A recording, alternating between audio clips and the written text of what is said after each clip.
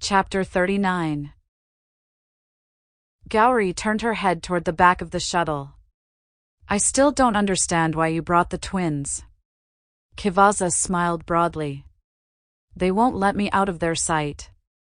They were convinced I was dead and everyone was lying to them. I did ask them to stay. I'm just not comfortable bringing children along as if this was just some family vacation. They're not exactly hatchlings, Syntholo said under his breath. Pay attention, Jake said while making a hissing sound. I am, Syntholo scoffed. Too loud, Jake said. The speaker on his translator had been turned down to its second lowest setting prior to their departure. The cyberpath's control array was expansive enough that the slight vibrations of their voices passing through the clear plasteel window panes could be detected if they spoke too loudly.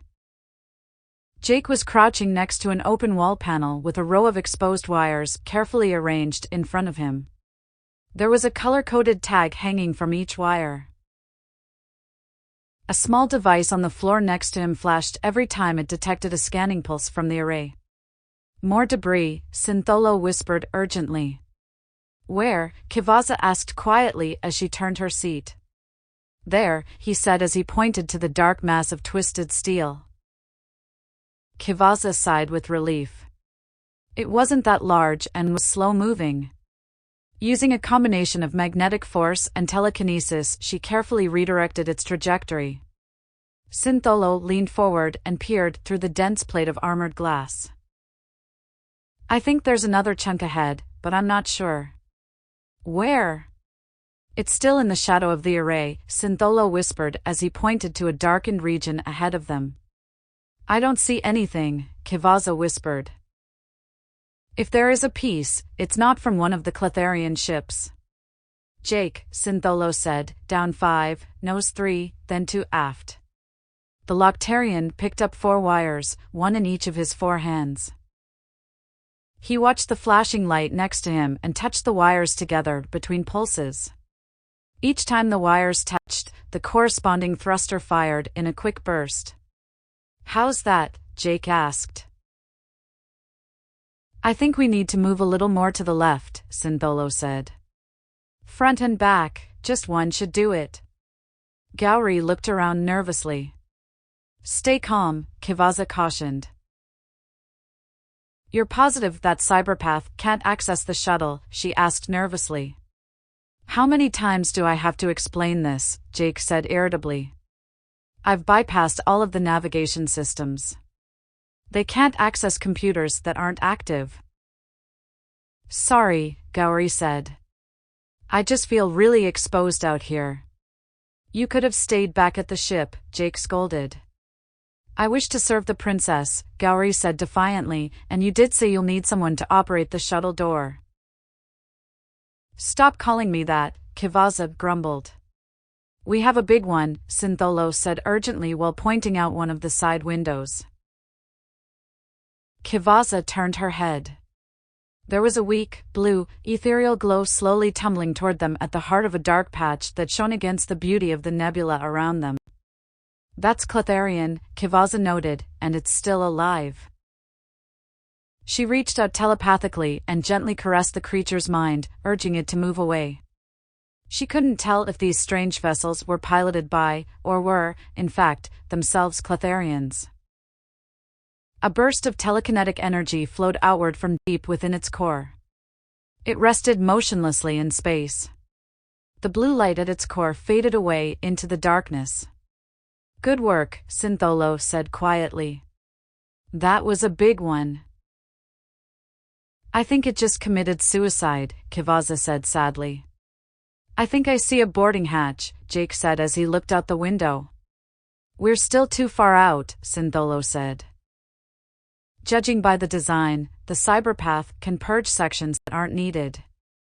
We need to get in closer to the center of the array. What makes you so sure he's in the middle? Jake asked. I'm assuming they'd want to be at the heart of the machine, Syntholo said. Give me a little more forward thrust. How many beats? Just one for now, Syntholo said. There was a subtle hint of stress in his tone, but he was hiding it well. We have one on the left, Jake said as he pointed toward the back of the shuttle. That's really small, Kivaza scoffed.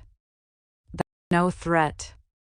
If it hit us, it will make noise, Jake said. It's better to not take chances. Kivaza redirected the fragment. Sorry, Jake, Syntholo said, but I think we're going to need to do a 3-second burn. That's too long, he objected. We'll be detected. We don't have a choice, Syntholo said emphatically. Remember that shadow I thought I saw movement in earlier? I was wrong. The shadow itself is moving. Part of the array got sheared off during the battle. We need more acceleration if we're going to get clear it in time. What if we slow down and move around it? Gowrie asked. I thought the whole point was to not be seen. It's floating toward another piece of the array, Syntholo explained. There's just no way to predict how much damage it will cause or how much debris will be created. We really need to get past it before the impact. How long do we have? Kivaza asked as they moved into the shadow of the array. It's hard to judge, Syntholo said. It's like watching a distant train crash in slow motion. I could try contacting the Cletharian fleet, Kivaza said. And then what? Jake scoffed as he looked back at the remaining Cletharian vessels. Both sides are in a holding pattern. This is a good old-fashioned Verthian standoff. I'm not sure why they stopped fighting. As it is, right now, neither side is going to open fire unless the other shoots first. When I made contact with the Horde, Kivaza said nervously, I got the impression the old queen was dying. Jake seemed amused as he said, maybe she's dead now and the cyberpath just hasn't figured it out yet. We should hurry, Gowrie said with muted alarm. Kayla, Kivaza thought in surprise, as she looked toward the back of the ship. For just a moment she thought she'd felt the consciousness of her other self nearby. Is something wrong? Syntholo asked. It was nothing, Kivaza muttered as she turned to face him. I was starting to worry, he said uneasily. I thought I lost you for a minute. I need you to redirect another big one. It's coming up behind us pretty quickly. Kivaza looked toward the back of the ship. There was a large black shadow looming ever closer. She could faintly feel the rhythmic pulse of the Cletharian song flowing through it. It felt alive and just slightly injured. Had she mistaken the mental emanations from this creature for her sister self somehow? Do something, Jake said urgently. They must have gotten in her head again, Syntholo said. Fire the aft thrusters, full power. They're going to detect us, Jake objected. If that thing hits us, Syntholo snarled, being detected will be the least of our problems. Don't, Kivaza said, I think it's here to help. You're prepared to risk our lives on a hunch, Gowrie squawked a little more loudly than she should have. Jake and Syntholo shushed her, then looked at Kivaza nervously. I agree with the bird, Jake remarked. Syntholo studied Kivaza for a moment, then asked, Are you sure? Yes, Kivaza lied. For thick cylindrical masses began to move beyond their position, as though they were vast fingers reaching out from the stars to ensnare them. She couldn't tell the consistency of its outer layer. Use of her elemental mastery was able to reveal that it was neither metal nor stone, but partially organic in nature, like the shell of a mollusk. Kivaza broadcast a calming empathic wave to quiet the twins as the Cletharian ship moved around them. The tips of two of the strange protrusions were cracked and charred, and one of the structures had been sheared off halfway down its massive length. A dark clot-like mass covered the end of the injured section. It appears to be biological, Jake said. I wonder what it looks like under its exoskeleton. He glanced at Kivaza. If you really are some kind of Cletharian queen, how would you feel about letting me dissect one of those things? I assume they're just drones. Aren't they telepathic? Gowrie said nervously. Kivaza nodded. What does that matter? Jake asked. I think she's worried about making it angry, Syntholo snickered. I've never gotten the impression that the members of the collective experience any emotions, Kivaza said. I don't know what they're like when they're not connected to the Queen's collective. Can you tell if this one has a connection to the Queen? Syntholo asked. It's singing, Kivaza said with a shrug. That's why I didn't think it was a threat. I thought you said you were sure it didn't mean us harm. Jake's translator presented his words as a question, although she was sure it was meant as an accusation. It hasn't made any aggressive actions, Kivaza insisted. It seems to know we're here, and I'm not sensing any ill will toward us. You're not sensing the emotions of a creature that doesn't experience emotions, Syntholo said with a crooked grin. Kivaza blushed. I would have said it if you hadn't, Jake said. Gowrie screeched in horror as the shuttle jerked violently. Kivaza's tails latched out and clamped her beak shut. You'll give away our position, Syntholo said, and then fell silent, wide-eyed and slack-jawed. What's wrong? Jake asked. Gowrie pointed toward the back of the shuttle. A thin, translucent, fleshy membrane had encircled the rear section of the shuttle, just behind where the twins were sitting. They were both looking toward the front of the ship with confusion. Kivaza's tail released her. Should I fire the engine? Jake asked. Even if it can't feel anger, Syntholo said nervously, I'd rather not provoke it. You don't seem to understand the gravity of our current situation, Jake said. We're clearly...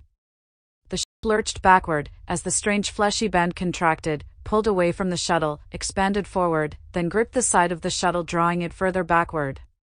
Jake lost his balance and fell over. Gowrie opened her mouth, but only a faint squeak came out. The twins held each other tight and whimpered in fear. In its mouth, Jake continued as he reached down and frantically began rearranging the wires. The creature's lips were now halfway down the shuttle's length. To pull us in further, Syntholo said, it will have to let go for just a moment. Jake, the moment it lets go of us, give it as much forward thrust as you can. I can't find the right wires, Jake's translator said calmly as he yelled frantically in his native language. Just calm down and focus, Syntholo barked angrily. We're being eaten, and you expect me to be calm. If we get out of this, I promise to never eat another fish again. Kivaza laughed. It's not a fish. It eats like one. Jake's translation module continued beeping long after he'd finished speaking. The creature drew them further into its mouth, so just the front window was beyond its lips. Its toothless jaws closed tightly around them, bracing them firmly in place. We're still moving, Kivaza observed as she began transmitting empathic waves to help keep everyone calm. Yeah, directly toward that piece of the array I was worried about, Syntholo added. It's just holding us in its mouth, Gowrie said in confusion. I don't understand this creature. What does it want with us? We haven't been shot at, Syntholo said. Do you think it might be shielding us from the scans? The cyberpath is most likely interpreting its movements as a feint, Jake said. Are you almost done sorting those wires? Syntholo asked. I've done what I can, Jake said. He seemed irritated. Did something happen? Syntholo asked. One of the wires is the wrong length.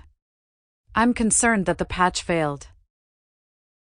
Unfortunately, I can't check the point at which I spliced the wire from inside the shuttle. Maybe we'll get lucky and this creature will bring us all the way to our destination, Gowrie said in a relaxed tone. Syntholo glanced at her and said, I'd rather be driving than riding. You call that driving? Gowrie cawed quietly while motioning toward the massive wire Jake was holding. Kivaza was the only one still looking out the front window. The massive fragment of the array was closing in on them. It didn't look like they were going to make it through in time. She suppressed her fear and refused to mention it to the others. Syntholo would see it if he turned his seat, but all the others could see was the inside of the beast's mouth. There was nothing they could do, so what was the point in starting a panic? She telepathically urged the Cletharian to hurry. It responded this time. Those upon the battlefield, they all knew their fate was sealed. Until does rise, what's thought as prey, all shall fear their dying day. Once again, the sequence was wrong and some of the words had been changed. The original verse stated that they didn't know their fate was sealed. A loud scraping sound distracted her from her thoughts. The bottom of the hulking mass of debris was scraping against the creature's forward protrusion, swiftly moving them. It passed above the shuttle. The Cletharian ejected the shuttle from its mouth, as the greater mass of the fragments slammed into its body.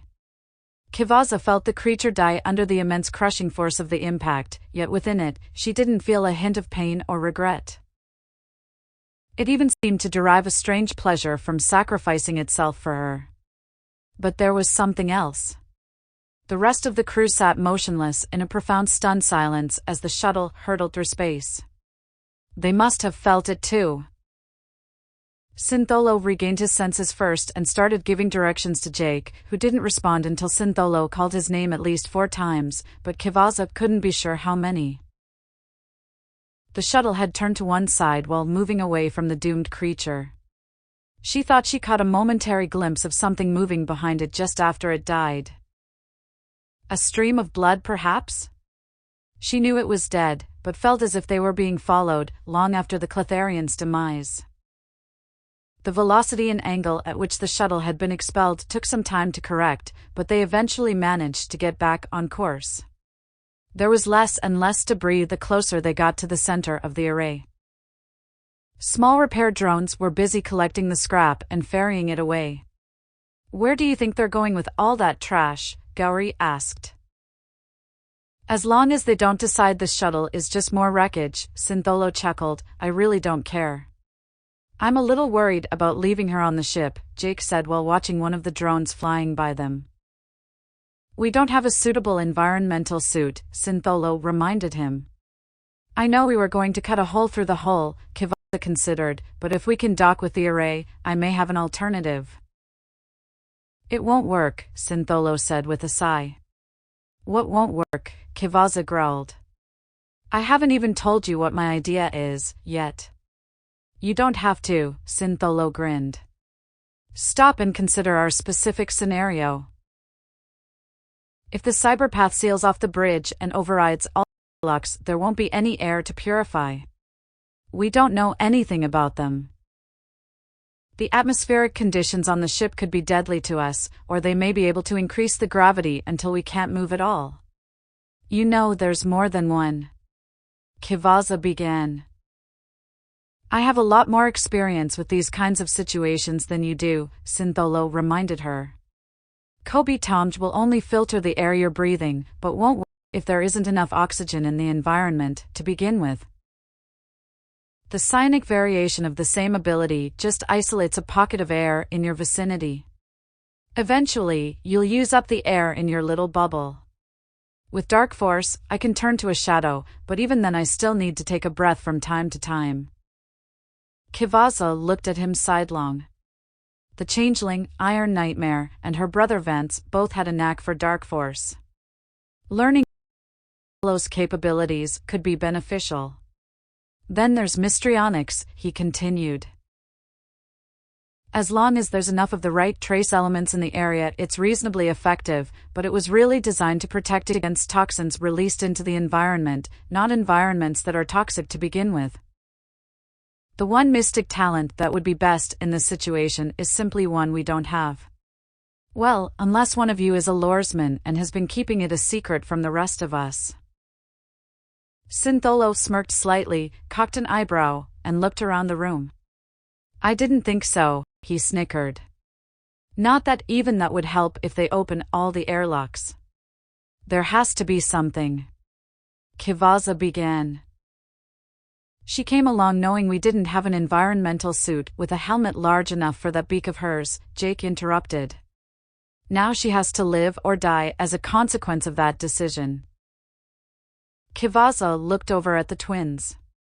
The suits they were wearing were designed for Gorgalians. Their helmets would have easily been large enough for Gauri, but the suits were even a bit large for the twins. They just didn't mass-produce suits for Sirvani. Gauri's species just wasn't that widespread in Keralis. Kivaza would have to see if Bruja could custom design a suit for the avian woman. Gauri, can you help the twins get their helmets on while I get my suit on? Kivaza asked. I'm willing, Gauri said. I just hope they're willing to cooperate. If they don't put on their helmets, Kivaza said sternly, they'll have to stay on the shuttle. Too loud, Jake cautioned as he retrieved his gear from a storage bin. Are you sure you don't want to stay on the shuttle with Gauri? Sintholo asked. I'll be fine, Jake insisted. But it's made for a Terran, Sintholo said. I'll just cross my lower set of arms across my stomach, he said dismissively. It's not much different from Lady Darkseid losing the use of her tails. If she can function without the use of 3 limbs, I think I can manage with 2 less. Unlike the rest of the suits, the zipper of this one is in the front. I can always slip one of my other arms through in an emergency. That's because you keep putting it on backward, Sintholo grumbled under his breath. Jake slid a modified plasma rifle inside the suit before zipping it up.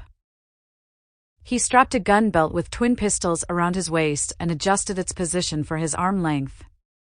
A little assistance please, Jake said as he held up his hands. Gauri, Sintholo said as he made last-minute adjustments to his armor. It had been designed to fit him while allowing him to still change to his alternate form. What do you need? Gauri asked. My arms aren't thick enough for this suit, so I need the gloves strapped on, Jake said. The tape is in my bag. Just make sure the seal is tight. Kivaza coiled a brown tail around each of her thighs, wrapped her black tail around her chest, then slid into the suit. It had been one of Thalu's spares. Kivaza had a more slender build than the blue-skinned woman, but the addition of her tails made up for the difference nicely. The pink accents on the otherwise black-armored environmental suit weren't in the right places on her, but she was more concerned with function than aesthetics. Sintholo, where did you store the belts? Kivaza asked. They're under my chair, he said. I'll help the twins put theirs on. You're sure you're okay with the aftermarket model? Kivaza asked as he powered on his force field belt. I made a few adjustments, Jake said. I'll be fine. The twins need the superior power source. I'm a much smaller target. I'll step behind them if things get too bad. I'm ready to go, Kivaza said as she retrieved a long, flexible, carbon fiber cable with a locking clamp on both ends. Gauri rushed over to the inner airlock door. I'll signal Gauri telepathically once the cable's secure, Kivaza said, and then secured the faceplate of her helmet. You never did tell me why the helmet looks like a cat's face, Gauri remarked. It belonged to the former owner of my ship, Kivaza grumbled. I wish I didn't know, and it's better not to ask. Remember, Sintholo said, we're dealing with a cyberpath, so we can't risk using normal communicators. Kivaza stepped into the chamber between the inner and outer airlock doors. I'm ready, Kivaza thought to Gauri. The inner door closed and sealed, the chamber pressurized, and then the outer door opened. Kivaza guided herself out of the door with her telekinesis, clamped the cable onto a loop on the side of the shuttle, and gave it a solid tug. Confident that it was secure, she gently guided herself toward the array. Although he'd not actually said the words, Sintholo was right. This little mission of theirs was a fool's errand. Their chances of all getting through this alive were slim at best. Sintholo and Kivaza's suits were armored, but the others would be unprotected except for the force field projection belts. They'd help with lasers, plasma, and most particle weapons, but were useless against conventional projectiles. Bullets, Euro-rocket weapons, and even needlers had become the weapons of choice since the invention of the field projectors. She'd felt mildly nauseous for some time, but the feeling seemed to be growing worse the closer she got to the central mass of the structure. She turned around and looked back at the shuttle as she continued floating toward the array. She suspected Syntholo had come along more for the sake of Tyrell, but he also surely knew that this would be impossible without his navigational skills. Gauri loved him in her own strange way and wasn't about to let him go alone, regardless of the potential cost. The twins had abandonment issues, and Kivaza was their new mother. Kivaza really couldn't even guess Jake's motivation, but he seemed as committed as the others. She could see a small dark mass attached to the back of the shuttle, most likely a remnant of the Cletharian that had sacrificed itself for them. She sighed deeply as she floated, alone, in the solitude of space. "They're my crew," Kivaza whispered to herself. "They'll follow me through fire into darkness." She floated silently to the array. "No," she thought. "They're my friends, and I can't just let them endanger themselves any further on my behalf." "That's love," a quiet telepathic voice whispered within her mind. "Kayla," Kivaza thought desperately, "is that you? Where are you?" She gently bumped against the side of the massive structure. The hatch she'd been aiming for was just a little further to her left. Kivaza made her way across the surface of the ship over to the hatch, manipulated the metal to form a loop, and carefully secured the other end of the cable to it. She looked back at the shuttle. She would have preferred if they hadn't all insisted on coming with her, even if she couldn't have gotten this far without their help. An intense wave of sorrow passed through her.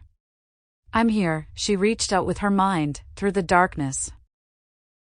"Kayla, are you out there?" The shadowy mass behind the shuttle seemed to stir. She could feel a strange telepathic vibration all around her and knew immediately it was the Cletharian's song. It seemed random and chaotic at first, but as more and more minds joined, a new song emerged. It held such a deep, mournful longing that she felt as if it would consume her. It was just a wave of emotion and a sensation. There were no words at first, only an intense feeling of emptiness and loss. There was a memory embedded deep within their song. These were not the fearsome beasts of nightmare and legend. They were once peaceful solitary creatures hunted through the ages for their glistening outer shells, yet each had been full of sorrow, believing themselves to be alone in the eternal night. Tears streamed down Kivaza's face, and her heart ached for them. Their sorrow was so deep, so profound. One of them had happened across the Queen, the only thing left alive on an abandoned ship. The Queen had whispered to the creature telepathically to console them in their solitude. In time, others came from the depths of space in response to their song, but then came the hunters. The peaceful Cletharians were massacred. The few that survived returned to rescue their queen. It was from their strange alien friend that they learned to work together, defend themselves, and fight back. Now, eons later, they could no longer hear the Queen's song, and they were in mourning. There was a ripple in the midst of the melody, just a whisper at first, growing stronger and stronger until it drowned out their sorrow. Songs of sorrow carried high, waiting for the day she dies. Our only hope, a single child, with the power of a queen inside. "Kayla, I hear you." Kivaza screamed telepathically into the depths. The Cletharians began to move again. The cyberpath was likely to strike while they were still disoriented. She couldn't wait for the others. Kayla was out there, somewhere, among the Cletharian fleet. She narrowed her eyes and watched the energy flowing through the array. If Syntholo was right, the cyberpath should be at the heart of the machine, but there seemed to be more than a single epicenter. The insectal creatures she remembered from Farpoint were clearly just one small part of the horde. The strange spacefaring creatures, long considered to be mere bioships, seemed to be used by the Queen to extend the range of her song. Could the person behind the attack and the array be using other cyberpaths as some kind of interlinking system to route their commands through? She could see the flow of most forms of energy, including most forms of the mystic arts. She could even trace the path of the energy that cyberpaths use, but the signal connecting them to the other cyberpaths had to be something very different. It had to be something beyond her perception, like sound waves, or some light frequency beyond the visible spectrum. Not fast enough, she muttered as she watched the electricity flowing through the array. It had to be something much more efficient that wouldn't degrade over long distances like Information Society lightwave satellites use. Kivaza smirked. She peered into the distance, toward the center of each of the major power junctions, looking for structures resembling the IS satellite they'd deployed while investigating the Nadrock colony.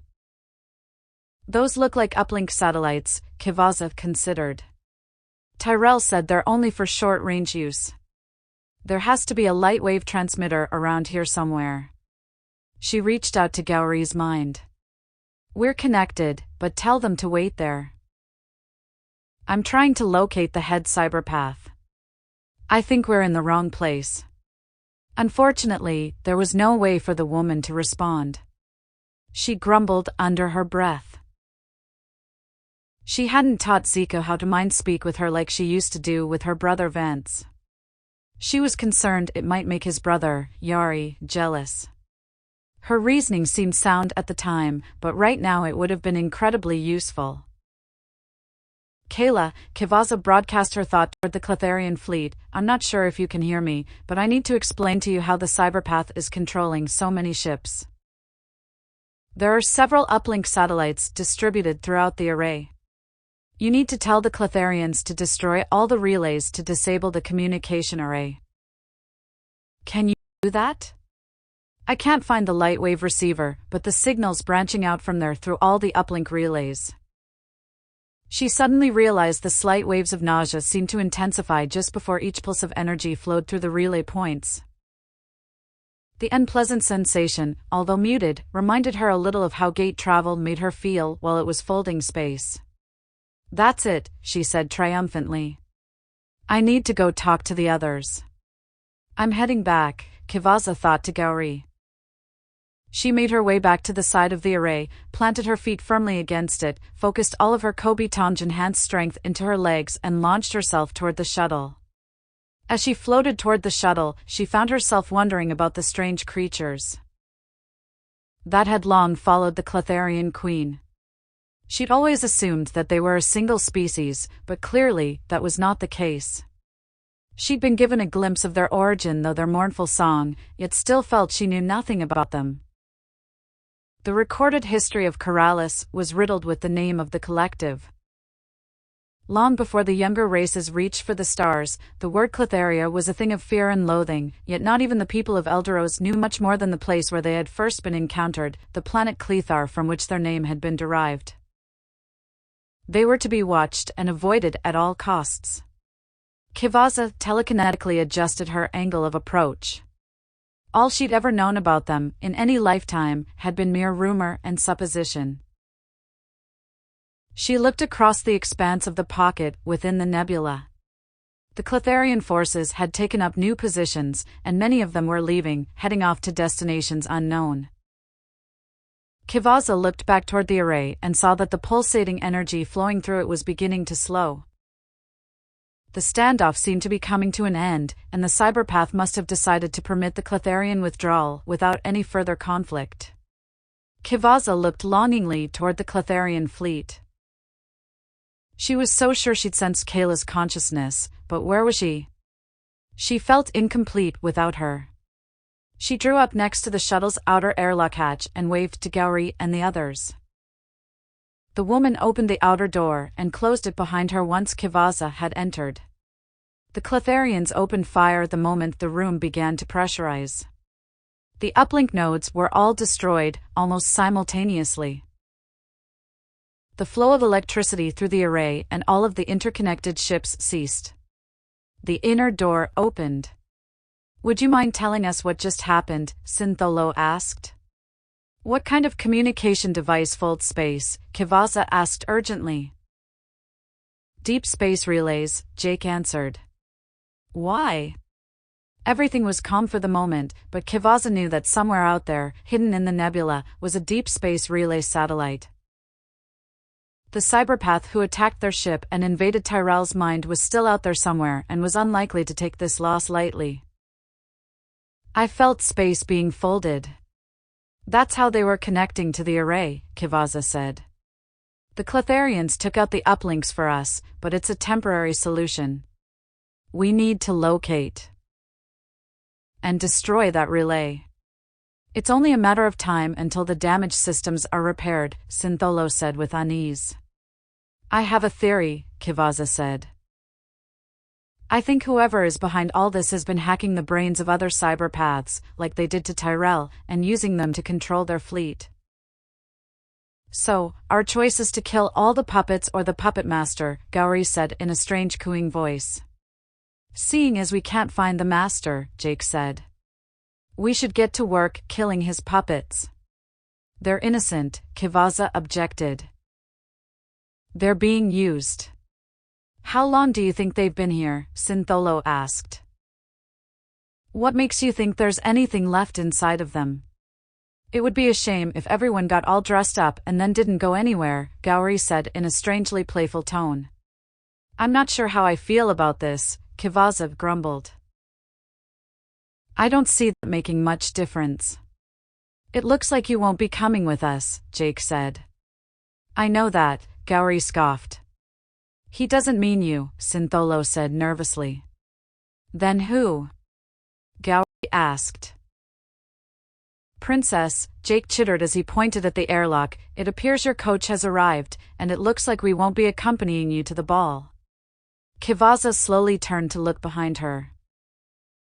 It looks like a cross between a hermit crab and a cuttlefish, Kivaza said in surprise. She felt the confusion of her crew. Apparently, they were unfamiliar with both species. She looked at the strange creature with wonder. She hadn't felt its approach. It bore little resemblance to the creature which transported them earlier, yet there was something familiar about it. It had aligned its translucent shell with the outer airlock door, and its tentacles hung lazily over the top of the shuttle. For horn-like protrusions braced the ship in place, two above and two below. A large flexible, fleshy tube extended from each side of its head. Where did you come from? Kivaza mused. I was watching it slowly working its way to the side of the shuttle, Syntholo said softly. It appears we've had an additional passenger for some time. I saw it, too, Gowrie said insistently, but this trip has gotten so strange that I just don't know how to react to anything anymore. All I know is that it's here for you, Jake said with an awkward shrug. Just don't ask me how I know that. I had the same impression too, Gowrie said with a note of apprehension. Go help beat up the bad people, Zika said with a broad smile. It's okay, Mama, Yari said.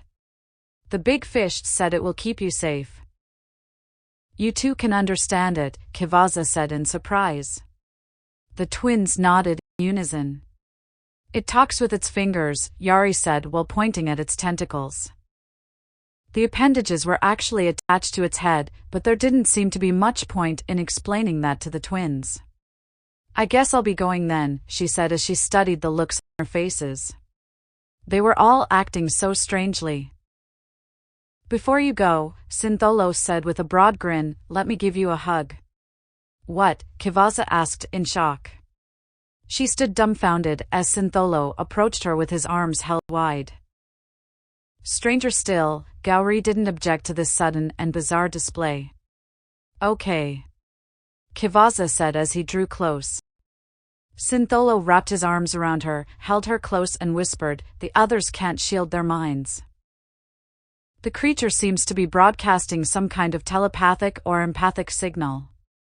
It doesn't seem to be affecting either of us. I thought I was going crazy for a minute there, Kivaza whispered. Are you willing to go with the beast? Syntholo asked in a hushed tone. If I want answers, she said softly, I don't think I have a choice. Syntholo took a step back and looked her directly in the eyes. While you're getting your answers, we'll do what we can to deal with the cyberpaths. Kivaza opened the inner airlock door and made sure her helmet was secure. It has to be done, doesn't it? There's really no other choice, or at least none I can see, he said sadly as he closed the door behind her and unsealed the outer door. I have to be out of my mind, she grumbled as she approached the Cletharian creature. There was an empty pocket of space between its body and shell. As she slid under and behind the creature into a hollow place within its shell, she passed into an air pocket which expanded and contracted slightly with each breath it took. Kivaza had no idea if the air within the bubble was breathable and wasn't willing to take any chances. The shell stretched slightly as she touched it. She wondered if this creature was the offspring of the Cletharian that had sacrificed itself for them earlier, perhaps birthed within the fluid ejected from it at the time of its death. The creature released its hold on the shuttle and exhaled forcefully, expelling the air within its shell through the tubes on either side of its head. The streams helped it maneuver away from the shuttle. The depleted gases replenished swiftly. It seemed to be creating an atmosphere within its shell. Refocusing her eyes, Kivaza could see a greenish haze around her. This was an innate mystrionic ability, and weak reddish rings of energy flowed out from it and into space like some kind of Kobe-tomed radar sense. Everything around the creature distorted as it realigned its large tubules. There was a color within the distortion, but not one her eyes or her brain were able to process fully, like the rainbow sheen of a soap bubble, but not quite. They sped rapidly toward the Cletharian fleet as it exhaled again. If she was interpreting things correctly, it was distorting time-space to increase its speed. It had to be instinctive, using the ripple-like blue waves emitting from the other nautiloids to guide its course. The closer they moved toward the Cletharian horde, the more intense the energies around her became. She refocused her eyes out of fear of being blinded. Every knack, except cyberpathy, was made manifest within them. Were the creatures conduits or, perhaps, the source?